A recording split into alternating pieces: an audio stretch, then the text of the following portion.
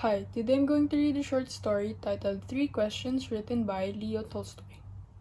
It once occurred to a certain king that if he always knew the right time to begin everything, if he knew who were the right people to listen to and whom to avoid, and above all, if he always knew what was the most important thing to do, he would never fail in anything he might undertake. And this thought having occurred to him, he had it proclaimed throughout his kingdom that he would give a great reward to anyone who would teach him what was the right time for every action, and who were the necessary people, and how he might know what was the most important thing to do. And learned men came to the king, but they all answered these questions differently. In reply to the first question, some said that to know the right time for every action, one must draw up in advance a table of days, months, and years, and must live strictly according to it. Only thus, said they, could everything be done at its proper time. Others declared that it was impossible to decide beforehand the right time for every action, but that, not letting oneself be absorbed in idle pastimes, one should always attend to all that was going on, and then do what was most needful. It was impossible for one man to decide correctly the right time for every action, but that he should have a council of wise men, who would help him to fix the proper time for everything. But then again, others said there were some things which could not wait to be laid before a council, but about which one had at once to decide whether to undertake them or not. But in order to decide that, one must know beforehand what was going to happen. It is only magicians who know that, and, therefore, in order to know the right time for every action, one must consult magicians. Equally various were the answers to the second question. Some said the people the king most needed were his counselors, others the priests, others the doctors, while some said the warriors were the most necessary. To the third question, as to what was the most important occupation, some replied that the most important thing in the world was science. Others said it was skill in warfare, and others again that it was religious worship. All the answers being different, the king agreed with none of them, and gave the reward to no one. But still wishing to find the right answers to his questions, he decided to consult a hermit, widely renowned for his wisdom. The hermit lived in a wood which he never quitted, and he received nothing but common folk. So the king put on simple clothes, and before reaching the hermit's cell, he dismounted from his horse, and, leaving his bodyguard behind, and went alone. When the king approached, the hermit was digging the ground in front of his hut. Seeing the king, he greeted him and went on digging. The hermit was frail and weak, and each time he stuck his spade into the ground and turned a little earth, he breathed heavily. The king went up to him and said, "I have come to you, wise hermit, to ask you to answer 3 questions.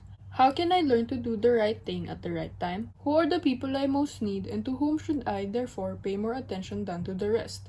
And what affairs are the most important and need my first attention?" The hermit listened to the king, but answered nothing. He just pat on his hand and recommenced digging. "You are tired," said the king. "Let me take the spade and work a while for you." "Thanks," said the hermit, and giving the spade to the king, he sat down on the ground. When he had dug 2 beds, the king stopped and repeated his questions. The hermit again gave no answer but rose, stretched out his hand for the spade, and said, "Now rest a while, and let me work for a bit." But the king did not give him the spade, and continued to dig. 1 hour passed, and another. The sun began to sink behind the trees, and the king, at last, stuck the spade into the ground and said, "I came to you, wise man, for an answer to my questions. If you can give me none, tell me so, and I will return home." "Here comes someone running," said the hermit. "Let us see who it is." The king turned around and saw a bearded man come running out of the wood. The man held his hands pressed against his stomach, and blood was flowing from them. When he reached the king, he fell fainting on the ground, moaning feebly. The king and the hermit unfastened the man's clothing. There was a large wound on his stomach. The king washed it as best as he could, and bandaged it with his handkerchief and with the towel the hermit had. But the blood would not stop flowing, and the king again and again removed the bandage soaked with warm blood, and washed and rebandaged the wound. When at last the blood ceased flowing, the man revived and asked for something to drink. The king brought fresh water and gave it to him. Meanwhile the sun had set, and it had become cool. So the king, with the hermit's help, carried the wounded man into the hut and laid him to the bed. Lying on the bed, the man closed his eyes and was quiet. But the king was so tired with his walk and with the work he had done, that he crouched down on the threshold and also fell asleep, so soundly that he slept all through the short summer night. When he awoke in the morning, it was long before he could remember where he was, or who was the strange bearded man lying on the bed and gazing intently at him with shining eyes. "Forgive me," said the bearded man in a weak voice when he saw that the king was awake and was looking at him. "I do not know you, and I have nothing to forgive you for," said the king. "You do not know me, but I know you. I am that enemy of yours who swore to revenge himself on you, because you executed his brother and seized his property.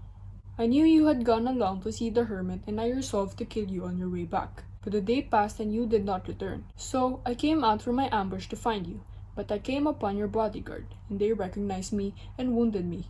I escaped from them, but should have bled to death had you not dressed my wound. I wished to kill you, and you have saved my life. Now, if I live, and if you wish it, I will serve you as your most faithful slave, and will bid my sons to do the same. Forgive me." The king was very glad to have made peace with his enemy so easily, to have gained him for a friend, and he not only forgave him, but said he would send his servants and his own physician to attend him, and promised to restore his property. Having taken leave of the wounded man, the king went out into the porch and looked around for the hermit. Before going away, he wished once more to beg an answer to the questions he had put. The hermit was outside, on his knees, sewing seeds in the beds that had been dug the day before. The king approached him and said, "For the last time, I pray you to answer my questions, wise man." "You have already been answered," said the hermit, still crouching on his thin legs, and looking up at the king who stood before him. "If you had not pitied my weakness yesterday, and had not dug those beds for me, but had gone your way, that man would have attacked you, and you would have repented of not having stayed with me. Afterwards, when that man ran to us, the most important time was when you were attending to him, for if you had not bound up his wounds, he would have died without having made peace with you. So, he was the important man, and what you did for him was your most important business. Remember then, there's only one time that is important. It is now. It is the most important time because it is the only time when we have any power. The most necessary man is he with whom you are, for no man knows whether he will ever have dealings with anyone else, and the most important affair is to do him good, because for that purpose alone was man sent into this life."